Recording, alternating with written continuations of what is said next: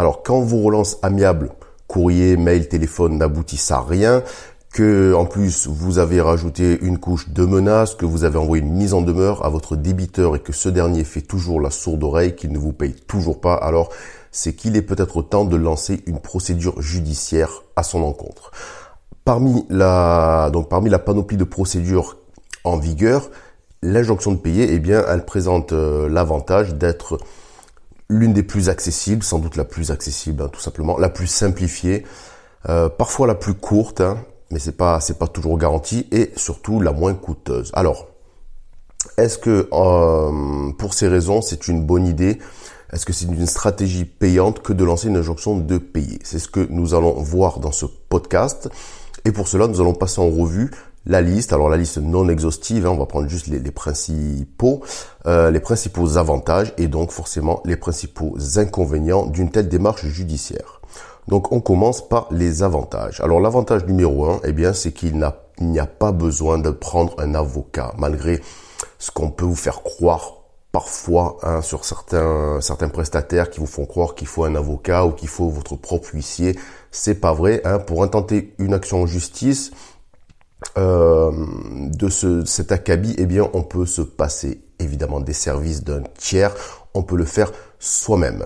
Alors toutefois, il arrive qu'une procédure d'injonction de payer puisse dégénérer. Alors quand je dis dégénérer, j'en parlerai un peu plus loin, et en fait vous contraignent à vous rabattre sur une procédure plus classique, ce qui signifie que vous devez là cette fois-ci prendre un avocat et vous soumettre aux convocations du juge. On verra ça dans les inconvénients. Donc avantage numéro 2, on l'a dit, ce n'est pas cher. Alors pas cher, attention, ça veut pas dire que c'est gratuit non plus, mais à moins que votre facture ne tourne autour des 100 €, là vous risquez de ne pas vous y retrouver dans vos frais. Mais sinon, les dépenses restent minimes. Donc, je dirais, si votre facture, elle dépasse les 2000 € et encore même pas, à partir de 400, 500 €, oui, une injonction de payer vous coûtera de toute façon moins cher que, d'une part, que de ne rien faire et surtout que de confier votre impayé à une société de recouvrement qui vous prendra des frais. Avantage numéro 3, eh bien, une injonction de payer, ça fait peur. Et oui, ça fait peur. Ça fait peur. Pas à nous, pas à vous, mais plutôt aux mauvais payeurs. Pourquoi? Parce que certains mauvais payeurs, vous les avez peut-être rencontrés, jouent à ce petit jeu. En fait, ce qu'ils font, c'est qu'ils ne répondent pas à vos relances, ils vous envoient balader, si jamais ils vous répondent, ou alors, classique aussi, ils vous font de fausses promesses de règlement qui, évidemment, ne respectent jamais. Ils ont un objectif, tous ces gens, c'est toujours le même, c'est vous fatiguer, vous décourager, pour qu'à terme, eh bien, vous dites, eh bien, j'abandonne le recouvrement de ma créance, j'en ai marre, c'est trop de boulot, j'en peux plus, tant pis. Je fais une croix sur cette facture, je passe à autre chose. Voilà, c'est un peu leur stratégie. Et j'ai envie de dire qu'ils auraient tort de s'en priver parce que malheureusement, c'est une stratégie qui fonctionne. Voilà, c'est-à-dire que un mauvais payeur, s'il a, admettons, 10 créanciers, il va en payer aucun. Et avec un peu de chance, il y en aura bien 2, 3, 4, 5, peut-être 6 qui vont abandonner le recouvrement. Et lui, qu'est-ce qu'il va faire? Eh bien, il va payer les 4 autres. Donc, il aura économisé 60% de la somme qu'il devait payer. Donc, voilà pourquoi beaucoup font ça. Ne vous faites pas avoir. Et donc, quand je dis que ça fait peur, c'est parce que le jour où vous décidez de lancer une injonction de payer contre ce genre de personne et que cette personne voit débarquer chez lui ou dans ses locaux, son entreprise, un huissier, là, c'est une autre histoire. Pourquoi? Parce que votre débiteur, comme je le disais, ne s'attendait pas à ça. Il voulait que vous abandonniez. Et là, s'il voit vraiment un huissier débarquer, il se dit, ah ouais, ok, alors lui, c'est pas un rigolo, il plaisante pas. Donc là, il va sortir son carnet de chèques et vous allez être payé. C'est un peu le but du recouvrement, tout simplement. Alors maintenant, on va voir les inconvénients de l'injonction de payer. Alors, l'inconvénient numéro 1, c'est surtout ne commettez aucune erreur. Comme je le disais, une injonction de payer, c'est une procédure simple, rapide, peu onéreuse. Mais ceci dit, si vous commettez une erreur que j'appelle moi fatale, donc on va pas les énumérer ici, mais on verra un exemple concret à la fin du podcast pour que vous compreniez. Donc si vous commettiez l'une de ces erreurs, eh bien la procédure peut se retourner contre vous ou elle peut être rejetée par le juge. Et là, ça peut être la catastrophe parce que si on se retourne contre vous, c'est-à-dire votre client va se retourner contre vous, eh bien vous risquez de vous faire vous condamner pour procédure abusive et payer des indemnités à votre débiteur. Ça, je l'ai vu un nombre incalculable de fois. Excusez-moi, c'est le matin. Donc en clair, l'injonction, c'est bien, mais sous certaines conditions, il y a quand même des erreurs à ne pas commettre, sinon ça se retourne contre nous. Inconvénient numéro 2, alors je l'ai appelé n'oubliez rien. Ça veut dire que si vous ne remplissez pas scrupuleusement votre demande d'injonction de payer ou que vous oubliez d'y joindre certains documents majeurs, eh bien, il y a de grandes chances que votre demande soit rejetée par le juge. Conséquence, eh bien, vous devez tout reprendre à zéro. Et si jamais le juge a mis 2 mois pour vous donner sa réponse, eh bien, c'est autant de temps de perdu. Et comme vous le savez, plus le temps passe, moins vous avez de chances de récupérer votre créance. Pourquoi? Eh bien parce qu'entre-temps, votre client peut faire faillite, surtout en ce moment, c'est vraiment la mauvaise période. Il peut quitter le pays, il peut revendre son affaire, enfin voilà, vous voyez l'idée. Donc vraiment, il faut être carré dans les informations que vous communiquez au juge et dans les documents que vous joignez à votre dossier. Sinon, ça a de grandes chances d'être rejeté. Inconvénient numéro 3, votre client fait opposition à votre injonction de payer. Alors là, c'est comme dans l'inconvénient numéro 1, c'est un peu le début des complications. Quand un client fait opposition, ça veut dire qu'il refuse. En fait, comment dire, il estime qu'il ne vous doit pas cet argent. Donc, qu'est-ce qui se passe? Le juge est informé, les parties, vous, votre débiteur, vous êtes convoqué au tribunal et vous devez vous expliquer et défendre vos positions.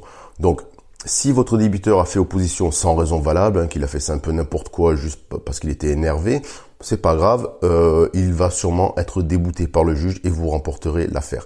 Par contre, si votre client a des billes, comme on dit, là vous avez du souci à vous faire, car vous risquez de vous retrouver contre votre gré, au cœur d'une procédure longue et coûteuse. Parce que oui, dès qu'il y a opposition, on quitte un peu la simplicité de l'injonction de payer et on repart dans une procédure classique. On l'a vu avec avocat, convocation, etc. Et là, ça peut vite tourner au cauchemar parce que ça peut durer 1 an, 2 ans, 3 ans. J'en ai même vu qui ont duré 4, 5 ans. Enfin, voilà, c'est vraiment à éviter. Donc, je dirais que, en conclusion de cette première partie, l'injonction de payer, c'est une solution très intéressante pour contraindre votre débiteur à vous payer. Elle peut s'avérer d'une efficacité redoutable. Et ce, on l'a vu, à moindre coût. Ça, c'est l'avantage. Toutefois, il y a quand même des règles à respecter. Donc, comme on l'a vu, si vous lancez une injonction de payer sans trop réfléchir sur un coup de tête et que vous ne suivez pas la procédure à la lettre, eh bien, les événements peuvent tourner en votre défaveur. C'est-à-dire, je me répète, demande rejetée par le juge, procédure qui s'éternise, nécessité de faire appel à un avocat et ça coûte cher ou pire, d'être condamné vous qui êtes à l'origine de la procédure, être condamné à des dommages et intérêts. Et ça, c'est pas bon. Alors, excusez-moi, j'ai vraiment du mal ce matin. Alors, c'est la raison pour laquelle, après avoir rédigé, moi j'ai dû rédiger une centaine d'injonctions de payer, peut-être un peu moins, peut-être un peu plus, j'en sais rien, durant ma carrière de chargé de recouvrement. Donc j'ai pu voir un peu ce qui marchait, ce qui ne marchait pas, les erreurs à ne pas commettre, quand faire une injonction, quand ne pas la faire. Donc j'ai décidé de vous partager en fait toutes ces techniques, toutes ces astuces pour que vous réussissiez votre injonction de payer et surtout que vous puissiez la faire vous-même et maximiser vos chances de récupérer votre argent.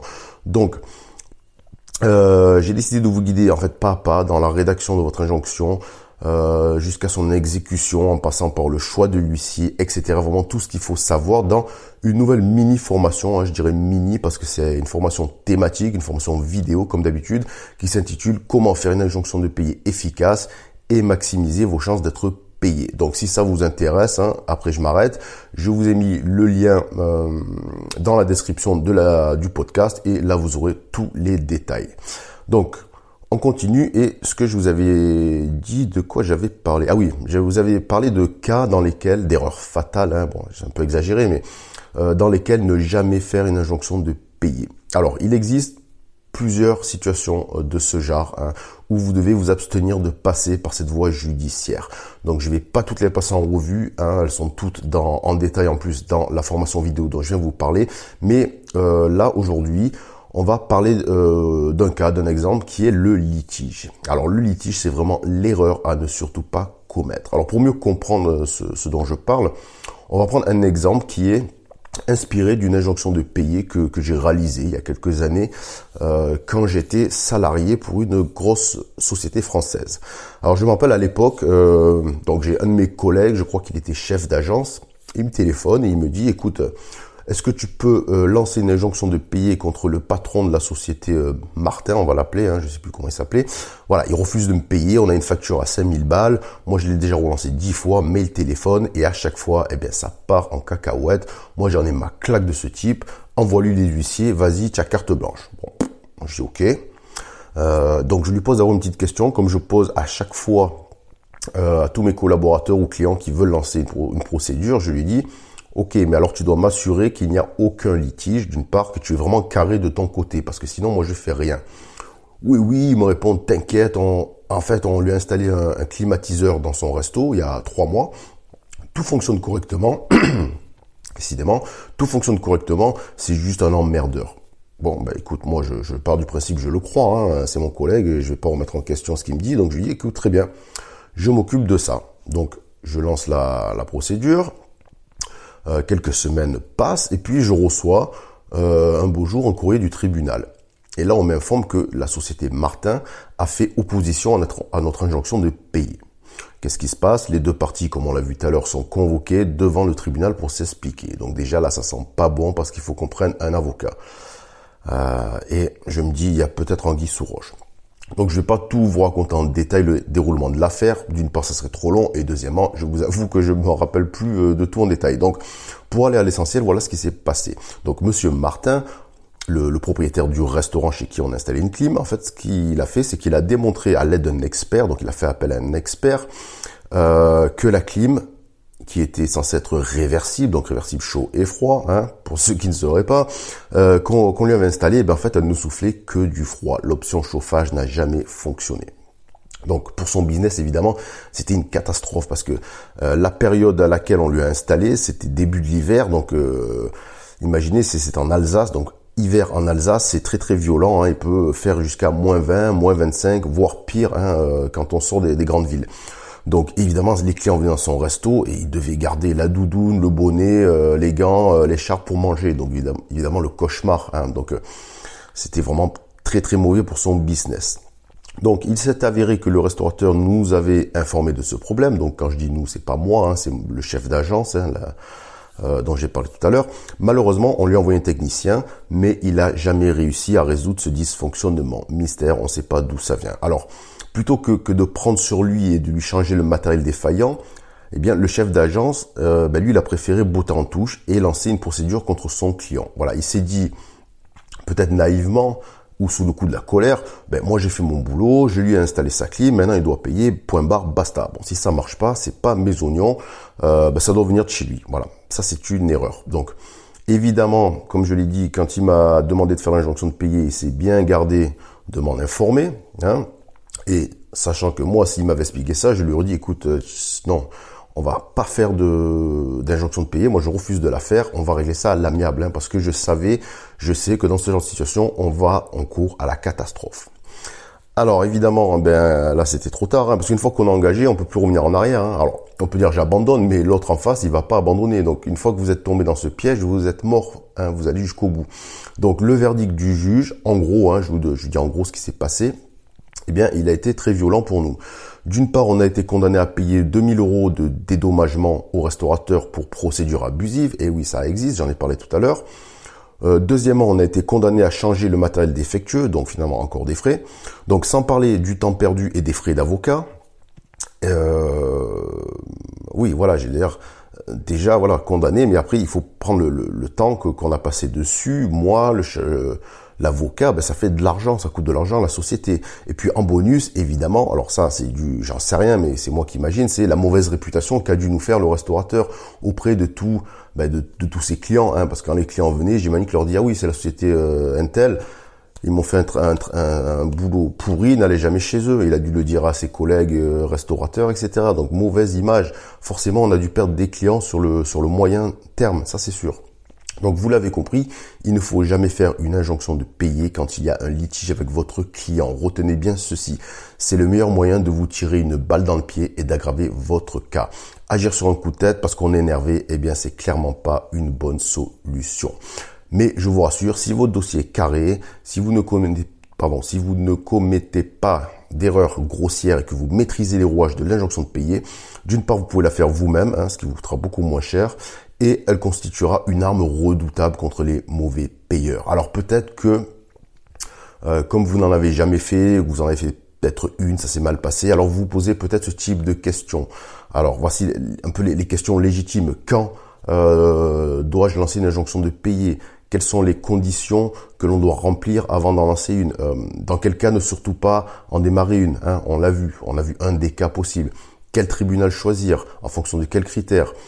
Comment savoir de quel tribunal dépend votre client? Quels documents joindre à mon dossier? Quel taux d'intérêt appliquer? Comment le calculer? Quelle pénalité puis-je réclamer à mon débiteur? Si votre débiteur vous doit plusieurs factures, est-ce que vous pouvez faire une seule injonction ou plusieurs? Quel délai avant que le tribunal vous donne sa réponse? Quelles sont les différentes décisions que peut prendre un juge?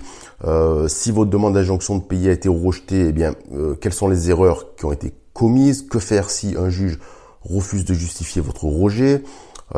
Combien de temps votre injonction de payer est-elle valable? Comment choisir un huissier? Ça aussi c'est important, etc. Voilà, que va faire l'huissier concrètement? Qu'est-ce qu'une signification? Que faire en cas d'opposition? Qu'est-ce qu'une formule exécutoire? Quelles sont vos chances? Quel est le coût global? Etc. Bon, voilà, je vais pas tout vous lister. Donc, en fait, si vous vous posez ce genre de questions, eh bien, comme je vous le disais, bonne nouvelle, vous trouverez les réponses à toutes ces questions et à bien d'autres. Eh bien, dans la formation vidéo que j'ai faite spécialement sur l'injonction de payer, vraiment, c'est destiné aux débutants, ceux qui ont peur de se lancer dans l'injonction et qui veulent vraiment la maîtrise de A à Z. Comme ça, une fois que vous savez comment ça fonctionne, eh bien là, vous allez pouvoir vous faire plaisir. À chaque fois que vous aurez un mauvais payeur qui refuse de payer, oui, forcément, malgré vos relances, malgré vos mises en demeure, injonction de payer. Et là, vous allez lui faire peur, vous allez le contraindre à payer. C'est vraiment une des meilleures méthodes. Voilà, donc je vous laisse. Voilà, tout est dans la description de la vidéo si vous êtes intéressé et je vous dis à bientôt pour une prochaine vidéo. Merci.